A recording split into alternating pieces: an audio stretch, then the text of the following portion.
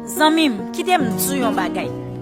Lors descend en bas dans la ville, dans marché Kwabosal, ou ka wè yon rad li vend 10 goud. Et l'on monte dans zone en Pétionville, yo dans yon shop ou bien dans un magasin, ou rad sa croqué, li coûte 30 à 50 000 goud. Ou kon ça fait ça, c'est position que lié ya. C'est côté lié ya, li non position qui gagne valeur. Eh bien, m'passe pour me dire ou même ou y a minimisé ou même ou y a parlé mal, y a critiqué tout le temps, c'est dans position kotoye c'est dans position 10 goud loyer eh bien m'a dit rete dans bon Dieu, rete dans ligne là, kembe tête pas bay vague, bon Dieu gen pour changer position, bon Dieu gen pour faire coûter cher, bon Dieu gen pour valoriser ou gen pour coûter 30 000 goud en vérité tout ça, yo gen pour yo besoin, c'est position qui fait pas bon valeur, entourage yo vaut 10 goud, eh bien puisqu'on a mis temps ou vaut 10 goud tout, mais quand bon Dieu déplacer li metton dans un shop, li metton dans un magasin, ou coûter tant des amis, bon Dieu béni.